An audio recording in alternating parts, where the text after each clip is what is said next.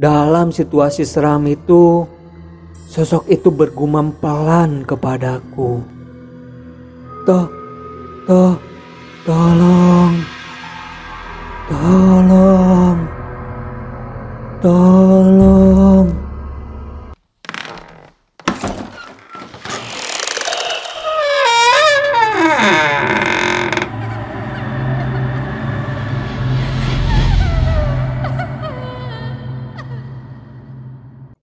Assalamualaikum warahmatullahi wabarakatuh. Hai, apa kabarnya kalian semua? Semoga sehat selalu, banyak rezeki, dan senantiasa dalam lindungan Allah Subhanahu wa Ta'ala. Amin. Jumpa lagi bareng Mang Abe yang akan menemani malam kalian dengan cerita-cerita misteri mengiris hati, memaksa logika untuk percaya, namun tetap tabu seperti debu. Sebelum lanjut ke kisahnya, support channel kami dengan tekan tombol like, subscribe, aktifkan notifikasinya. Jangan lupa tinggalkan jejak kalian di kolom komentar. Malam ini Mamang ingin membawakan sebuah kisah. Masih sama, kisah ini diambil dari aplikasi baca horor dan misteri. Kisah kali ini kisah yang sangat mengerikan, kisah yang akan bikin kalian merinding. Baiklah, tak usah lama-lama, mari kita simak kisah ini. Kisah horor malam ini yang berjudul Jangan Buka Pintunya. Jangan buka pintu bila ada yang mengetuk saat dini hari. Iya, yang aku perlukan sekarang adalah tempat kos murah dengan fasilitas standar beserta lengkap dengan wifi yang aktif. Setidaknya itu yang aku pikirkan dalam 2 hari menjelang habis kontrakan yang aku tempati bersama teman-temanku waktu itu. Bukan kami tidak suka untuk tetap tinggal di kontrakan tersebut, namun alasan yang mendasari kami ingin mencari kamar kosan adalah karena keempat senior yang mengontrak rumah bersama kami sebelumnya sudah wisuda dan berencana untuk kembali ke tempat asal. Aku dan Budi yang masih menjalani semester tahun ketiga ini mau tidak mau harus mencari kamar kos karena rumah kontrakan tidak diperpanjang. Dan aku sendiri cukup sial karena tabiatku yang suka menunda-nunda pekerjaan. Temanku Budi sudah mendapatkan kos terlebih dahulu, sedangkan aku masih berleha-leha dan belum tentu menemukan satupun yang cocok untukku. Padahal rumah kontrakan sudah dibersihkan dan tinggal menunggu kami berdua untuk hengkang dari tempat itu.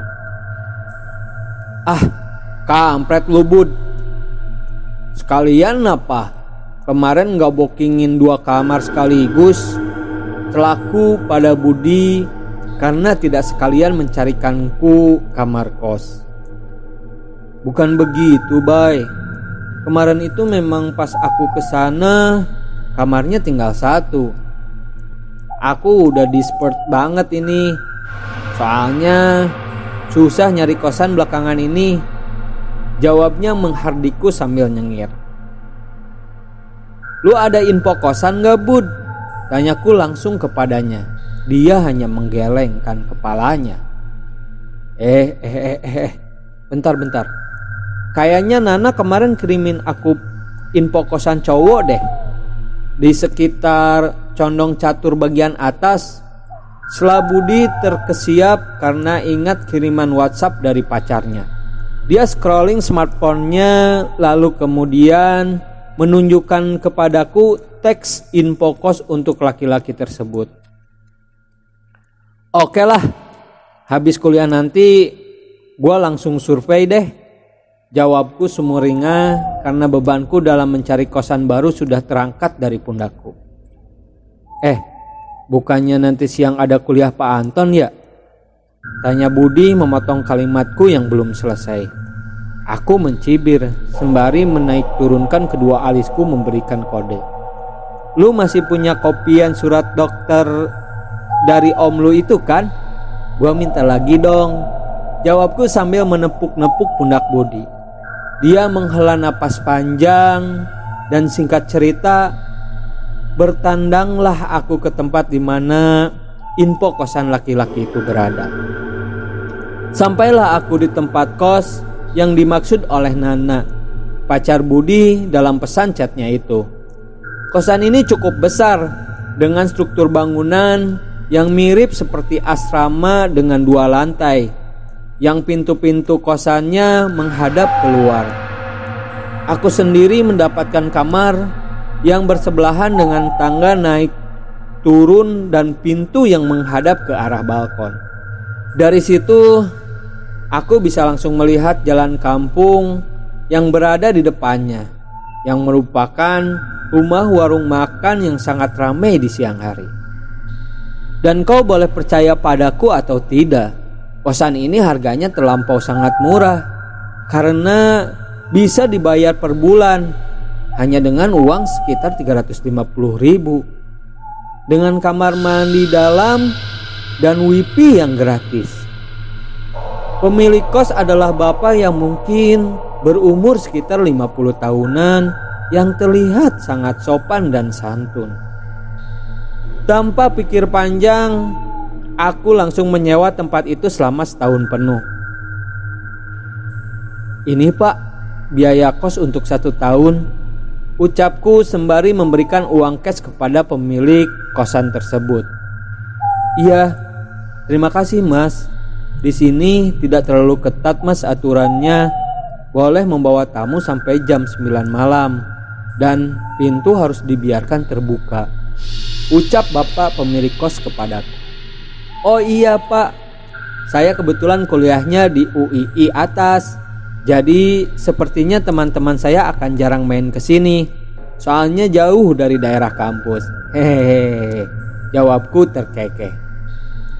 Dan di sini ada jam malam, dengan gerbang depan akan ditutup sekitar pukul 10 malam. Karena orang yang mengurus kosan sudah pulang jam segitu, tuturnya menambahkan. Tentu aku tidak habis pikir kenapa orang yang mengurus kosan harus pulang jam segitu.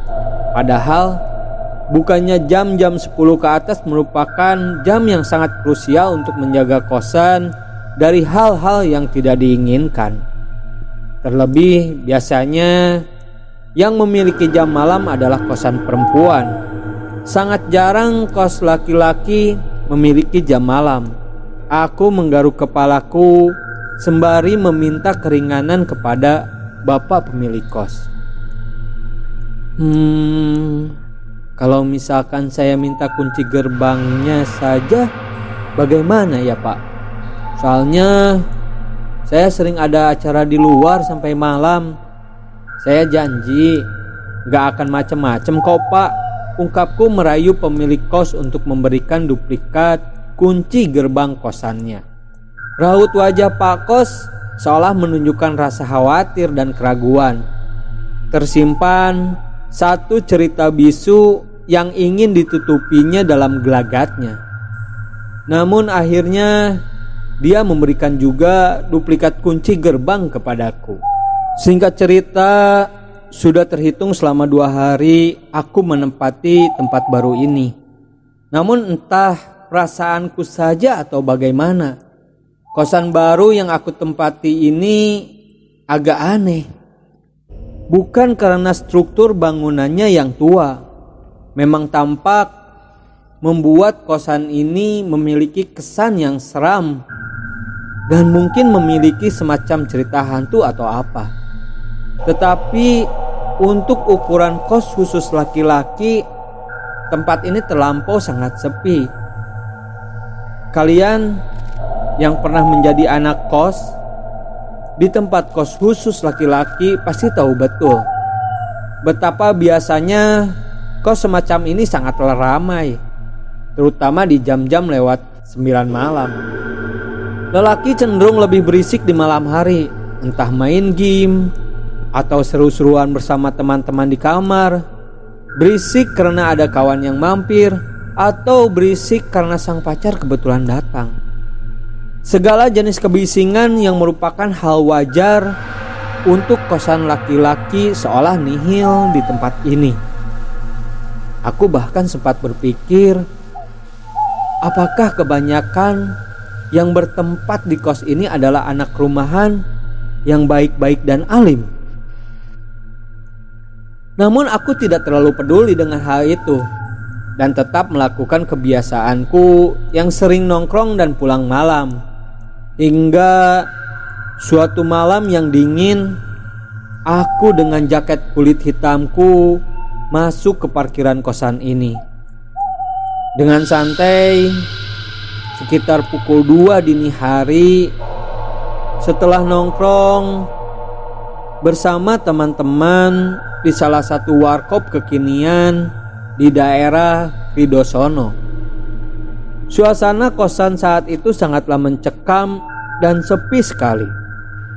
Jalan utama yang bisa kulihat dari balkon depan kamarku di lantai 2 yang di siang hari sangatlah padat, namun tampak sangat sepi tanpa ada jejak-jejak kehidupan di malam itu. Hanya beberapa suara ayam jago milik tetangga yang bersahutan bersama dengan suara gonggongan anjing yang tak henti-hentinya menyalak di pagar rumah sebelah kosan ini yang hanya dibatasi oleh talang air. Aku coba menaiki satu demi satu tangga naik menuju ke kamarku. Setelah aku masuk kamar, aku mulai merebahkan diriku di atas kasur sembari menyalakan tabletku untuk melihat-lihat beberapa meme lucu dari situs-situs humor sebelum tidur. Memang, aku cenderung mengalami insomnia pada malam hari, apalagi setelah pulang ngopi. Mataku benar-benar tidak mau terkatup. Dalam posisi PW tersebut, sayup-sayup aku mendengar suara kecil di balik pintu kamarku.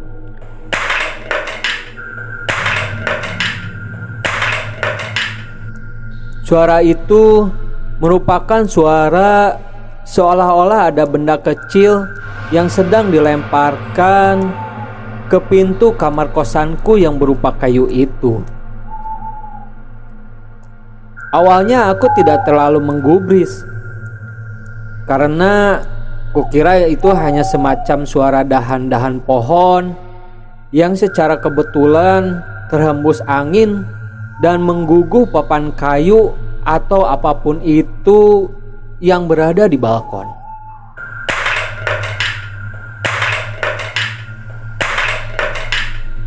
Suara itu semakin menjadi-jadi hingga aku benar-benar yakin bahwa suara itu memang merupakan suara kerikil yang dilemparkan pada pintu kamarku. Suara mengganggu itu berlangsung beberapa saat tanpa henti, sampai aku merasa jengah dan dongkol pada hal itu. Namun ketika aku bangkit untuk memeriksa asal suara itu, suasana kembali menjadi hening. Kampret banget ah. Orang udah PW juga malah digangguin. Siapa lagi tuh orang iseng malam-malam gini nimpukin pintu orang? Dalam hatiku berkata dengan geram. Aku pun kembali pada posisiku semula, sembari asik dengan tabletku. Namun beberapa saat kemudian, suara yang awalnya hanya terdengar sebatas suara lemparan benda-benda kecil kepada pintu kamarku, sekarang mendadak menjadi suara seretan langkah kaki yang berat.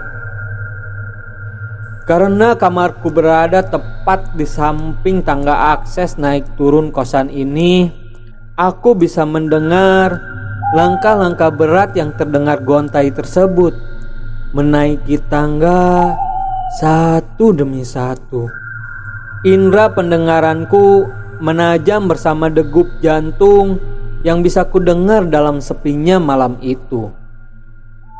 Jejak kaki itu sudah sampai di balkon lantai 2 dan kemudian berhenti tepat di kamarku.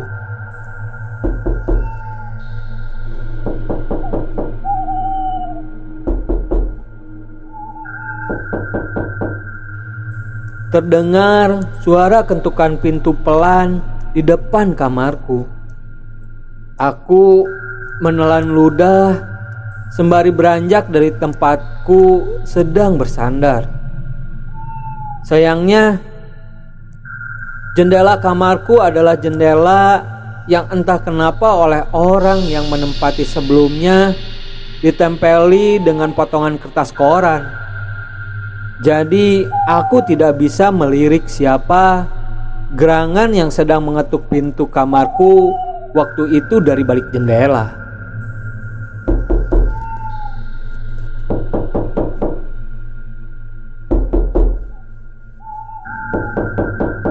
Suara ketukan pintu itu semakin lama semakin cepat. "Siapa ya?" Tandasku sedikit mengeraskan suaraku, namun tak ada sahutan apapun. Dan suara ketukan itu masih terus berlanjut. Aku mendekati papan pintu dan menempelkan telingaku, berharap bisa mendengar suara di balik ketukan pintu itu.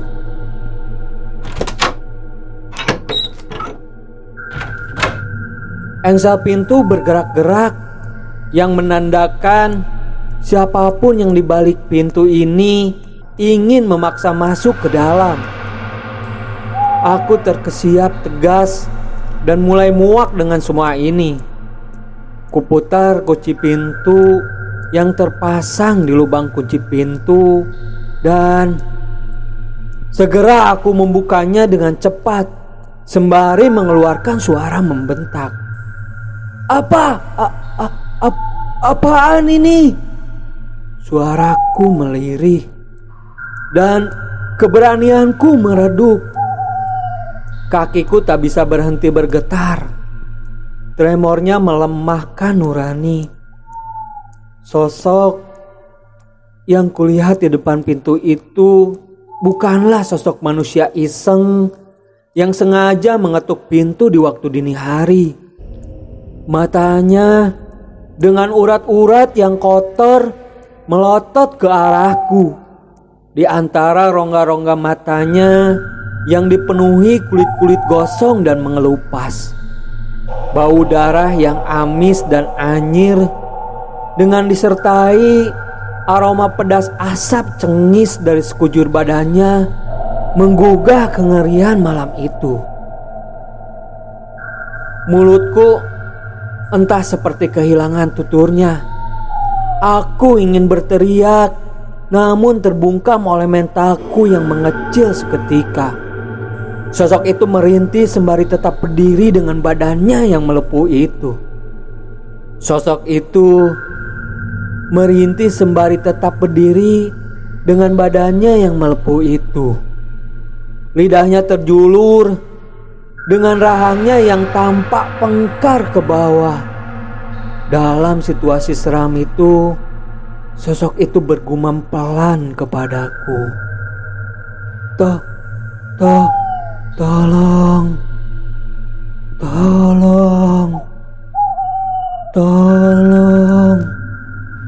Bersamaan dengan itu, aku jatuh tersungkur, kehilangan kesadaran. Tanpa tahu apa yang sebenarnya terjadi, tak sadar dalam liputan malam penuh